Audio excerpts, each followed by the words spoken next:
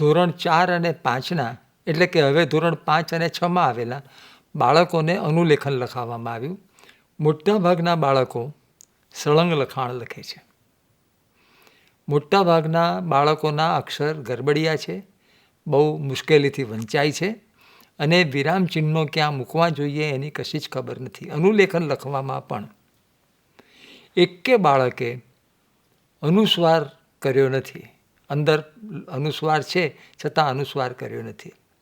મોટાભાગના બાળકો પાઠ્યપુસ્તકની અંદર જે છપાયેલી લીટી છે એની નીચે પોતાની આંગળી રાખે છે અને જે વર્ણ છે એ વર્ણને વાંચે છે અને પછી એ વર્ણને સીધો પોતાની નોટમાં ઉતારવાનો અથવા પોતાના કાગળમાં ઉતારવાનો પ્રયત્ન કરે છે. એટલે કે આખો શબ્દ અનુલેખન તરીકે લખતા હોય એવું ક્યાંય અવલોકવામાં આવ્યું નથી. એ એક વર્ણ લખે છે, પછી બીજો લખે છે, પછી ત્રીજો લખે છે અને એને કારણે એવું થાય છે કે આખું લખાણ સળંગ થાય છે. શબ્દોને છૂટા પાડતા નથી. આનો અર્થ એ થયો કે એ લોકો મનમાં પણ શબ્દોને છૂટા પાડતા નથી.